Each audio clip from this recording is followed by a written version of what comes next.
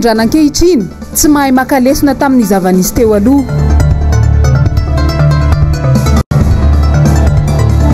Aizany mangarahara ny LFR tsy hita ny vola miditra sy mivoaka mitoy foana hoy ny solombavam-bahoaka Ramboasalama.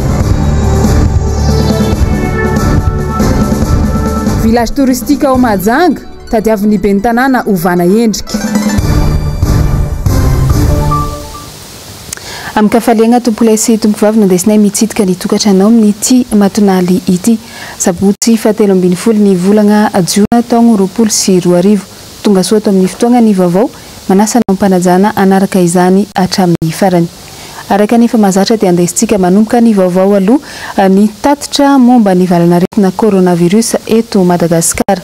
Araka ny tatitra ofisialy izay niboaka tamin'ny mantsana teo zany dia nahitana tranga 20 indray ireo olona izay nahitana ny tsimikaretina coronavirus vaovao eto Madagasikara. 20 tamin'ireo dia teto Antananarivo izay mizara teto Antananarivo renivohitra tany Ivato teny Talatamaty ary teny Itaosy ary ny 10 kosa dia tany Toamasina.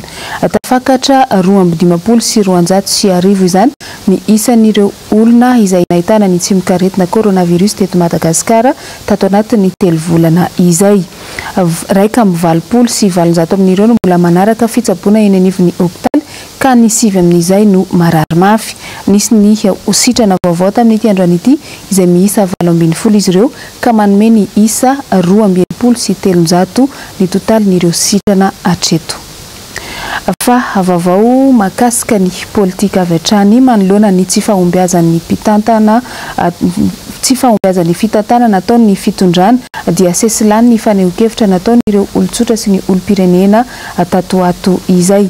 Anisan'izany ity hoarahantsika manaraka ity tateriny Germaine Menjanahary sy Tokira Marolahy.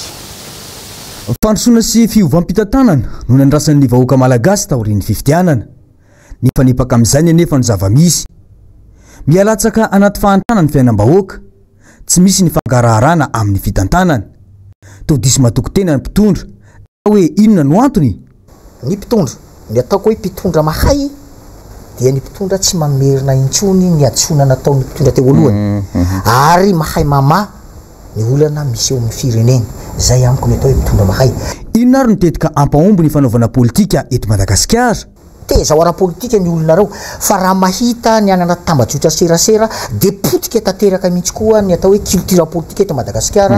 Efa tsy mandeha amin'izy tsony fa fanompana olona na ny avy any amin'ny mpanotra na ny avy any amin'ny mpitondra dia fanalatiana olona sy fanompana olona ny hitako any ary zay koa no mampalahelo hoe maninona la hoe cybercriminalité rehefa ny mpitondra ny voakasika dia aingana be ny fisamborana an'ilay olona fa rehefa ny aty amin'ny mpanotra tsy rariny zao zao manontany tena hoe ny torony tim rehefa nisy nangalatra ny flora valomanana efa hitany tao amin'ny cybercriminalité ve ny olona nanao an'iny vao tamin'ny herinandro teo nahita hoe toy izao ny tim rehefa miandry ny felan'ny filohan'ny republika sarinalika be zay ny hitako tao fanalikana olona nge zany fa inona ny tenen'ilay cybercriminalité tsy miteny izy. Ao anatin'ny fandarana dinika eto amin'ny fahitalavitra sy ny onjam-peo MBS moa no hitondrana aminao ny antsiprian'iny fanehonkevitra iny. Fa lafim-baovao andeha ho any amin'ny fatratsika anatin'ity fanadihadiana manaraka ity. Vao iray andro monja izay no nivoahan'ny loharanom-baovao tao Mahajanga mahakasika ny fikasan'ny ben'ny tanàna anova endrika ny village touristique. Efa ny fanao sesilany sahady nefa ny fanehonkevitry ny olona tany anatin'ny tambazotra tserasera momba ny fanakanana any izany. Andeha hoarahantsika ny andindinin'izay araka ny fampitam-baovao voaray avy any antoerana eo amin'ny rindran-tsary ny Andry Rakotomalala. Tsy ny rovana Antananarivo ihany no kitian'ity fanjakana ity fa hatramin'ny fotodrafitrasa any amin'ny faritra ihany koa. Ao Mahajanga tampo-tanàna toerana iray vao namboarina tamin'ny fitondrana Rajaonarymampiana ny village touristique ary volabe ny lany tamin'izany. Ankehitriny mahasaka mpizahatany vahiny sy avy eto toerana izy io. Misy anefa ny fikasana anova endrika ny toerana ataon'ny ben'ny tanàna Mokotara Andriatomanga. Eo amin'ilay toerana malalaka fandraisana lalao iraisam-pirenena no kasain'ny ben'ny tanàna ny Mahajanga ananganana sarivongana lehibe miendrika aomby izay manana avo 4 metatra sy habe 9 metatra ary savaivo 2 metatra. Ny kianja mitafo ao Mangarivotra nefa efa ho heritaona izay no nonravana kanefa tsy mbola voatsangana hatramin'izao. Mba tsy siny fanomezantsiny any aoriana satria efa nisy ny trangaray zay tamin'iny fampoteny gymnase couvert iny efa inefatra tsika zay nandray ny compétition internationale tamin'ity toerana ity ary tsy vitany hoe inefatra nandray compétition tsika fa inefatra champion ary misy tanora tsika veto Mahajanga mihitsy no champion tamin'izay zavatra zay ka raha ohatra sanatria mivava hoe mipetraka eo izany statut izany voalohany tsy azo an'izany compétition izany tsony atsika satria tsisy toerana anaovana ary azadino fa ity irery ihany toerana anaovana 3 contre 3 manana endrika ohatran'izao eto Madagasikara indrindra eto en Afrika ary zay nahatonga anazy ny valide ny FIBA Afrika satria mahafinaritra moron-dranomasina ary ampy ny azavana tamin'izany fotoanandro. Araka ny loharanom-baovao voarahitrany dia efa andalam-panamboarana eny Amborovy io tsangambato lehibe io ao amin'ny toeram-ponena ny ben'ny tanàna ary ny havany ihany no manao ny asa izay miara-miasa amin'ny orinasa lehibe iray ao Boeny. Ankoatra ny mahatoerana filalaovana ho an'ny tanora n'ity kianja ity, manandanja eo amin'ny lafin'ny kolontsaina sy fialamboly ny mponina Mahajanga ihany koa izy io. Fanaovantsika hetsika samihafa eto amin'ny Esplanade ity. Ny ara-kolontsaina zany, ny ara-panatanjahantena zany dia ataontsika eto avokoa. Izany nefany tsy izahay no misitraka an'izany fa ny vahoaka rehetra izay dia manatanteraka fa ny tombontsoa dia ny vahoaka rehetra. Eo ny hetsika ara-panatanjahantena, eo ny hetsika ara-kulturaly dia ataontsika eto raha sanatriaviko mba tsy isin'izay zavatra zay ka ataontsika eto izany tsangambato zany dia lasa iena ndray ny activité na hoe iena ndray ny hetsika zay atao amin'ny Bigsoma isataona dia iena koa ny fialamboly ny vahoaka Mahajanga. Tsara ny manamarika fa na samy avy amin'ny antokony mpitondra aza ny ben'ny tanàna sy ny solombavam-bahoaka tsy miray hevitra amin'izao fanovana endrika ny tanàna izao ny solombavam-bahoaka ny Madagasikara. Iverenantsika ny tontolon'ny politika anisan'ny mbola andrasan'ny mpikambana eo anivon'ny Antenimera Rotonta ny andiniana ny volavolan-dalàna mifeny teti-bola-panjakana na sipantsina ho an'ity taona 2024 ity. Nitondra ny heviny manodidina an'izay androany ny solombavam-bahoaka ny Madagasikara lany tamin'ny anarany Antoko Tim. Nzava-Andriamahefa no mitatitra ny vaovao eo amin'ny sary ny Mathieu Prince. Ny 7-20 teo no tokony efa nolanina teny anivon'ny Antenimera-pirenena ny lalàna amin'ny feny teti-bola-panjakana 20 na sipanitsina. Hatramin'izao mbola tsy tonga eny anivon'ny androm-panjakana iray ity ny momba izay. Anefa raha ny lalàna dia tokony atolotra hodiny ny député mialohany ampidirana azy anatin'ny lahadinika io volavolana ny teti-bola io. Ny firireo Antenimera Rotonta nefa efa diva hifarana. Mitady tsara fa ny solombavam-bahoaka dia mitaky ny mangarahara kasitra ny fitantanam-bola ary asan'ny solombavam-bahoaka zany amin'ny ohatra fotsiny ary zava-misy zany takilay zao ny fandaniana an'le vola 4 miliara izay atao ny vitanina bonbon susety tao amin'ny ministera ny fanabeazam-pirenena. Raha ny fitantanam-bola amin'izao fotoana izao raha araka ny fahafantarana azy dia raha vao mihoatra ny 200 millions d'ariary dia tsy maintsy maka ny avalina ny président de république any amin'ny SGP zany tokony manome an'izay kanefa ty 8 milliards d'ariary navoaka ny soniaviny amindritra zany hoe raha mahafantarako azy zany tonga dia hoe misy zavatra tsy milaminao ary tonga dia miteny hoe misy réseau misy resaka maloto ny fitantanana amin'ny zavatra io. Ohatra raha hoe mikasika amin'ny colisée io izay mampiteny mona mihitsy hoe avaiza ny vola nanaovana an'io dia teny misy ny serasera dia vola avy atio dia vola taiza dia aiza raha ny appel d'offre mikasika an'io tokony hivoaka daholo zany rehetrarehetra zany tokony mifanaraka amin'ny ny ministry ny fitantanam-bola sy ny ministry ny serasera raha misy raha mahazavatra tokony avoaka na hoe tsy misy bizy. Tao anatin'izao fihiboana izao kosa indray dia nahazo vahana tanteraka ny asa ratsy sy ny endrika tsy fandriam-pahalemana teto Antananarivo renivohitra. Nagnano fanadihadiana manodidina an'izay androany Nzava-Andriamahefa sy Mathieu Prince. Mirongatra izay tsy izy amin'izao ny asa ratsy ataon'ireo tontakely sy olon-dratsy eny anivon'ny fiarahamonina eny. Raha netsy amin'ny fokotany amin'ny lambe andavamamba manokana dia olona telo eo no lasibatry ny fanendahany isan-kerinandro. Oro sy tahotra lalandava no ianan'ireo mponina eny amin'ny manodidina. Ho any Anosy Betseny, ny iny ambadiky ny fiangonana be ara-pilazantsara iny zany tena famelesandreo amin'ny resaka fanendahany ho andreo le petsehana maraina moa zany tena victime zay zavatra le pakahitana maraina eny anosy be maingana mihitsy zany zay tena misy an'izay de manodididiny eo amin'ny 4 sasany maraina eo amin'ny 4 maraina eo amin'le fandehanan'ny pakanana sy pakahitana vao maraina reny zany tena famelesandreo zao raha no manodidina mifokotany. Antony telo lehibe no voapirofo fa mahatonga io tsy fandriampahalemana io de eo amin'le mpitandro filaminana zany zay efa averitra ombenombena tentena tao anatiny fa le mpitandro filaminana dia eny amin'ny arabe no mandefa tsy mpametany elakelan-trano afa mijery an'ireny olona reny zany any anatin'ny elakelan-trano reny misy mpanentaka misy mpanolana ary misy mifokarongony fa tsy eny amin'iny boulevard Ratsimandrava eny amin'ny route nationale voalohany eny amidika fa ny elakelan-trano nefa dia tsy tonga ny mpitandro filaminana zany rehefa antanina moa ny tao amin'ny gendarmerie zany ny sex ndraitrehitra dia hoe mana problème olona mana problème olona ve dia eraky ty station d'essence sy banque sy ataoko hoe privé tia dia misy gendarme miandra misy police miandra dia fanamaly moa zareo dia hoe point stratégique regny garde d'un point sensible fa na izany aza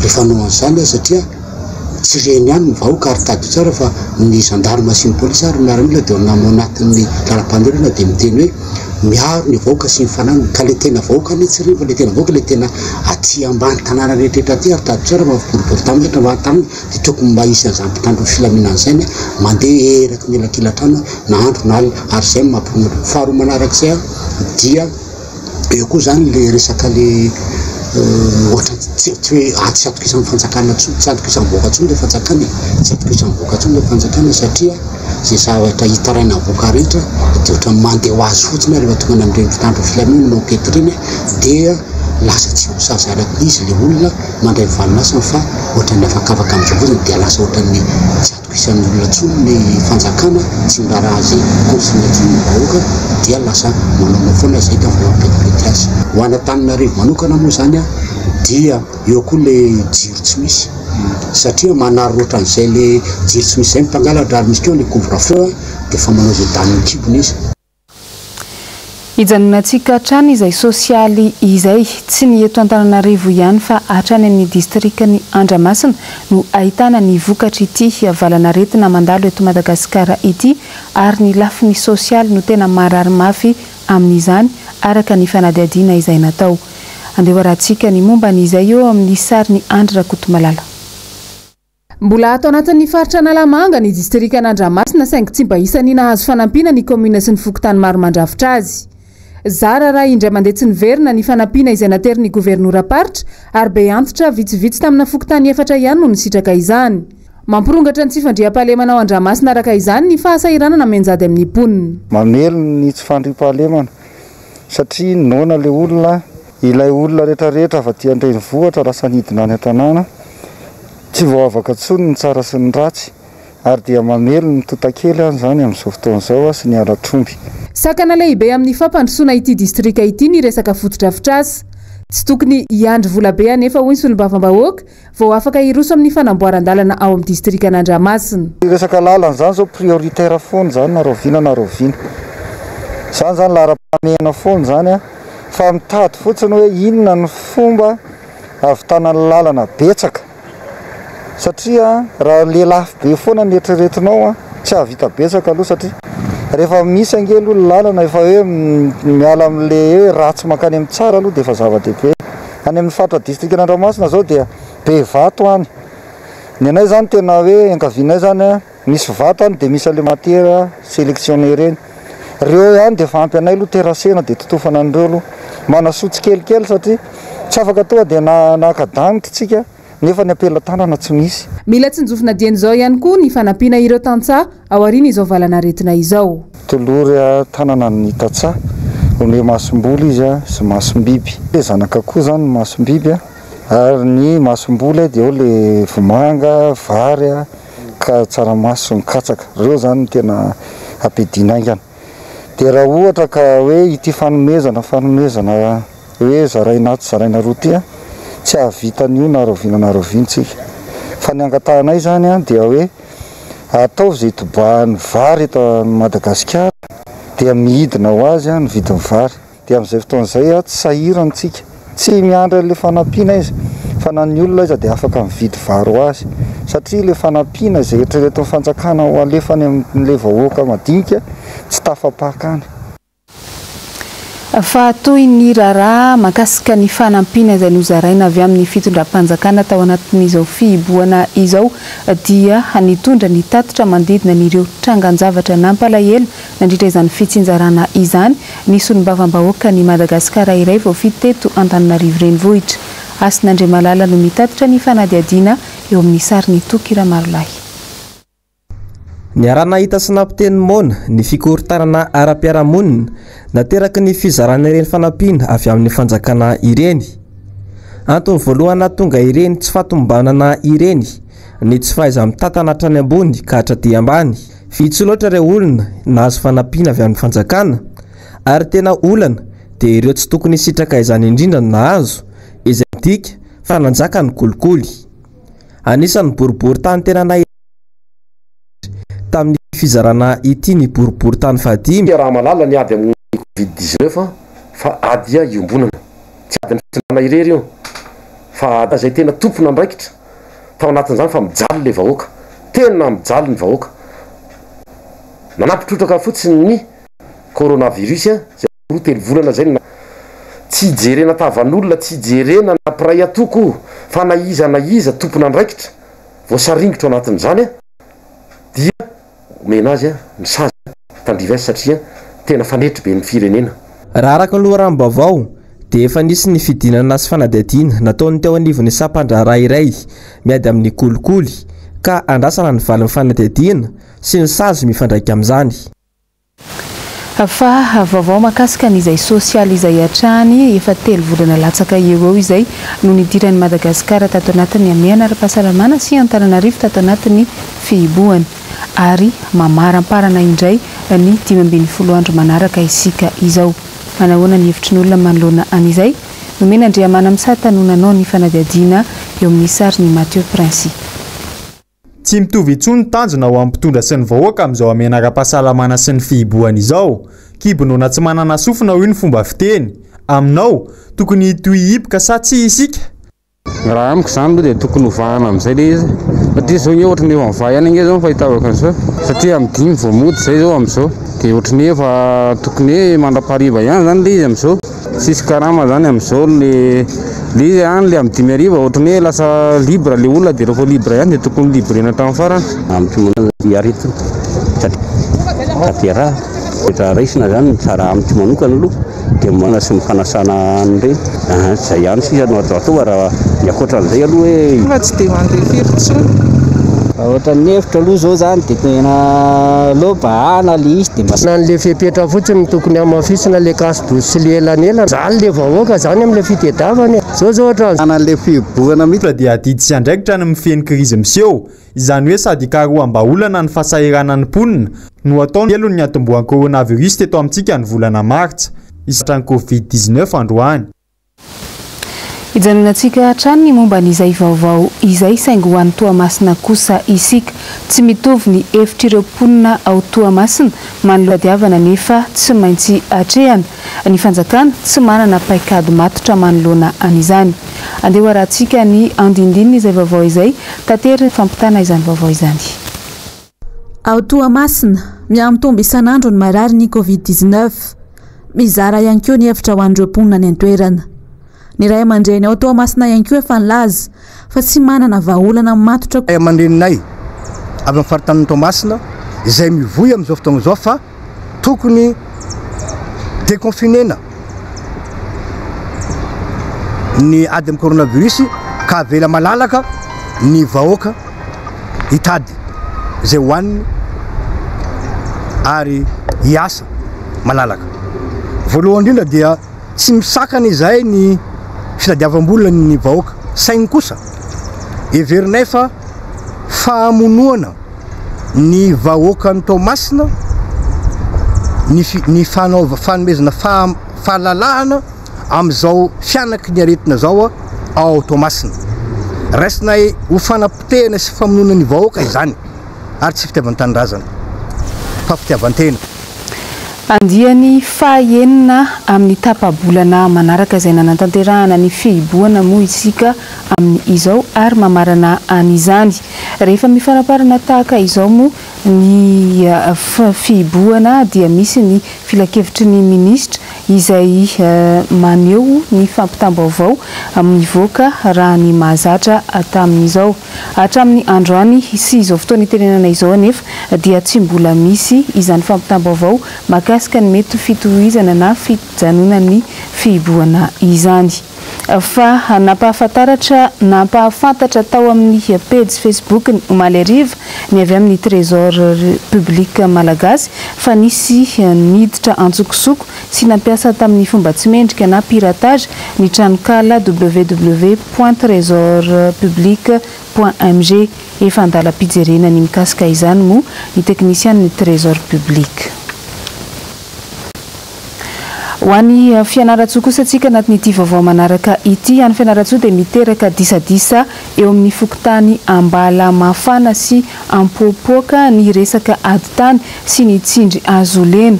Ny toy hatreny ampandevenana moa izany ady izany raha ny tatitra ny vaovao natao ny Bags MBS fianaratsoa. Nisy ny fanohanana fandevenana izay nitranga teo amin'ny toerana iray antsoina hoe ambala mafana ampopoaka ny alarobia fahafolon'ny volana jiona lasa teo. Fanohanana fandevenana izay tsy ara-drariny araka ny nambaran'ny roaponina sy ny mpandovana izany toerana izany. Akory ny atairany rehetra raha nahita mpitandran'ny filaminana miatrana amin'ny tambasy mba hahafahandritsan-kilany manatanteraka ny fandevenana ka saina atao. Very fanambola-velona ny mpiara-mandova ary fisaka hatramin'ny marina raha ny zava-misy ny alarobia lasa teo ny resahana. Raha ny tantara fohifohy ny zoina, iretsy olona manamanjo dia tsy tokony ary tsy anisany taranaka tokony mandova an'izany toerana izany. Mahagaga nefa ankehitriny fa manana taratasy mazava ary manana bokin-tany tafiditra ao anatin'ny mpandova ihany koa ireto farany ka izany no antony nahatonga ny disadisa hatramin'izao. Izany hoe raha atao fitinina fohifohy izany le tantara nisy ny zava-nisy mahakasika an'le fifanolanana dia ny andohany izy io ireto olona izay manamanjoa mikasa handevina amin'ny tany aty ambala mafana io izany dia olona tsy tompona tany ary tsy mpandova fa olona nentina, olona nanifandray tamin'ny ataontsika hoe ny razambe taloha zany nisy fifandraisana zany dia nipetraka teto reo olona reo. Vonina iaro izay kely ananany ny fianakaviana. Anisan'izany ty ray aman-dreny ty izay vavolombelon'ny tantara na afantatra tsara ny zava-nisy hatramin'izay anisan'ny mpandova. Io olona io dia mpidongo-tany ny fahalalako azy, mpangalatra io, olo tsy marina io, zaza vao ny velomiko io kolongo mahaizana dia hoe avelao fa tsy misy raha fatany io, zay no heviny, tsisy fatany fa atsika maso dia zay mpidodi-tany io fa tsy tompon-tany io tompoko. Tena mahaleo tena tokoa ve ny fitsarandra natao fialokalofan'ny marina sy ny malemy tokoa ve ary aiza ho aiza ny fampanantenana filoham-pirenena tamin'ny fotoana ny fampielezan-kevitra fa hiaro ny malagasy amin'ity raharaha fananantany ity. Hatreto aloha dia mbola tsy hita taratra izany ny fahefana, ny fahalalan'olona, indrindra ny fananam-bola no miteny hatramin'izao raha ny fanazavana avy amin'ny fianakaviana hatrany. Tsy teteny zavatra maro angamba fa ny zavatra tsapako amin'izaho manokana sy ireto fianakaviana ireto dia mahatsapa an'izay hoe mbola mitoetra zany reto amintsika zany mitoetra ny ataontsika hoe ny herin'ny fahalalana olona sy ny hoe mety hoe resaka fananam-bola satria ireo olona reo zany dia izay no itokisany hoe le fahalalana olona sy ny fananam-bola zay. Dia izay zany no anaovan'ny karazana ohatrany hoe ankeriny an'izao resaka fananan'olona zao. Mampalahelo izy zany fa izahay moa zany dia ataontsika hoe na olona tody miady amam-bato ihany izahay tsy dia manana ianteherana hoe resaka ataontsika hoe fahalalana olona sy resaka vola zay tsy manana an'izay izahay fa dia mieritreritra hatrany andeha amin'ny fahamarinana. Lafim-baovao hafa kosa indray dia nanao hetsika androany ny mpanakanto sy ny mpitendry zava-maneno manoloana n'izao krizy ateraky ny valanaretina coronavirus eto Madagasikara izao. Anisany ianjadiny ny fahasairanana mivantana vokatry ny ame anara-pahasalamana moa ireo mpitendry zava-maneno ireo. Asin'Andriamalala sy Andry Rakotomalala no mitatitra ny vaovao. Leo ny fampanantenana pokaty ireo mpanakanto ka ny alanenina namondrona ny heriny. Tsy mba isany azo fanampiana izy ireo natosika fameno izany na fa tsy tsinjo. Araka izany matsiaro tena ho kamboty izy ireo.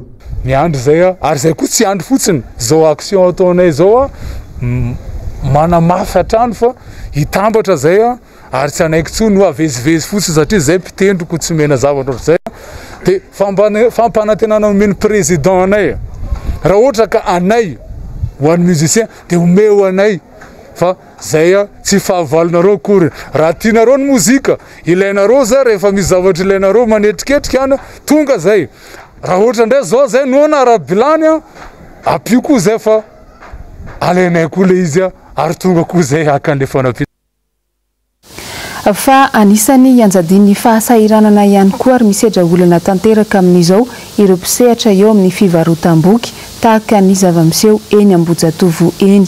Nanao fanadihadiana momba izay androany Noro Fitiavana eo amin'ny sariny Mathieu Prince.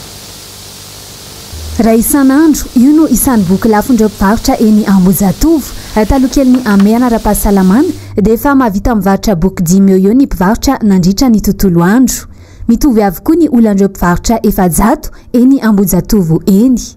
Tsy mahalafo zay sady tsisy vola mihitsy tsy mahalafo mihitsy zay raha tsy vaky lova indraindray tena tsy vaky lova dia matetika tsy vaky lova telo roa isan-kerinandro misy zany. Amin'ny fiteny metraka anaty vilany daholo ny zavatra amin'izao tapitra tanteraka amin'izao satria mihiboka daholo etrany lafo. Aminay zany tena boky ety boky tsy fahitany amin'ny librairie fa ety zany hitanao na arsiva n'iny zany dia hita ety daholo zany karazana boky rehetra na tanteraka araka ny teninao tena tapalatsaka lala zao fity fa sarotra manakely fa tena tsisy tena boky alohan'ny olo zany hoe sakafo alohan'ny olo zay vao boky zay tena koa tenin'ny olo hoe boky tsy azo hohanina araka ny fitenin'ny olo hoe boky tsy azo hohanina zay le izy zay tena aloha mbola tsisy fanampiana zay fa zay zany angaviana hoe mba mena fanampiana fanjakana zany mba tena hoe pajero zay mpivarotra boky fa boky tsy azo hohanina hono hoe manampitrotraka ny krizy lalovan'ny firenena ihany koa ny fahalainan'ny malagasy mamaky boky an-taratasy vokatry ny firoborobony teknôlôjia avokoa izany. Resaka fahasalamana, fitezana-tena, sakafo. Ny boky zany izy mivelabelatra kokoa noho ny teknôlôjia misy limity sy ny censuration fa ny boky izy mbola afaka mbola mivelatra kokoa izy zany azo amezana azy. Roman le izy, roman jerena. Araka ny antotanisany voaka ny taona 2024 dia 420 ny malagasy zany hoe malagasy 3/5 no tia mamaky boky. Mandina ny 900 eo ny lina eo amin'ny boky miresaka momba ny aventure, ny 900 kosa momba ny sary miaina, ny 500 lina amin'ny boky miresaka ny tontolon'ny polisy, ny 500 ihany koa dia mbola lina momba ny resaka biografia ary ny 400 mikasika ny science fiction, ny 250 ambiny dia lina amin'ny karazam-boky hafa. Iresaka vaovao hafatsika anatin'ity fanadihadiana manaraka ity anisan'ireo 4 izay mandray anjara amin'ny lalao famaranana ny fifaninanana The Voice France 24 ny teratany malagasy iray antsoina hoe Tom Rocher Nambinina. Androany no hiakatsehatra moa izy amin'ny folora matonaly rehefa avy eo ao amin'ny fahitalavitra TF1. Andeha arahantsika ny fanadihadiana mahakasika izay nangony Jessica Miray sy Tokira Marlay. When I find myself in times of trouble, Mother Mary comes to me, speaking words the wisdom. Izy no Tom Rocher Nambinina, teratany malagasy izy 20 taona, mpandray anjara amin'ny The Voice France 24. Isan'ireo 4 hiakatra famarana izy androany alina. Let It Be any The Beatles ity hira nosafidiny tamin'ny audition à l'aveugle ity. Ny herika avokoa mpitsara rehetra teto saingy Amel Bent no misafidiny ho coachany.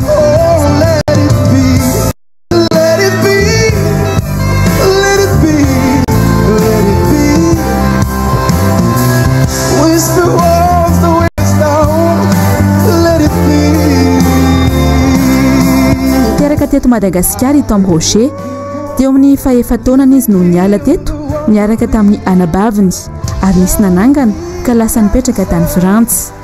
Na izany azy mitsidika matetika ny Madagasikara ihany izy toy tamin'ny taona 2024. Efa mpanao cover i Tom Rocher talohany nanaovany ity fifaninanana ity. Irany Stevie Wonder Free no nohirany tamin'ny dingany Manasadalana ka natafiakatra azy amin'izao dingany famaranana izao.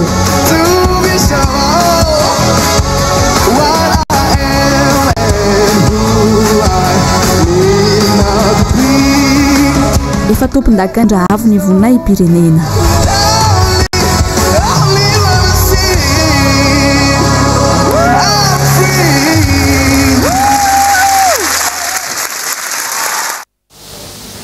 izay ihany koa no idirantsika eo amin'ny vaovao sy maresaka eo amin'ny sehatra iraisam-pirenena ao atsimon'ny Pekin dia firenena tanàna raika ambin'ny folo indray no nasaina nanao ny fihiboana na ny confinement taoriany ny fahitana trangana Covid-19 maromaro ary ho an'ny zava-misy aty Afrika kosa dia miantso ny firenena mikambana ny firenena afrikana mba anaovana ady hevitra mahakasika ny fanavakavahambolon-koditra taoriany nahafatesany George Floyd tany États-Unis. Waratsika ny andindin'izay tateriny Jessica Miray sy Tokra Marolay.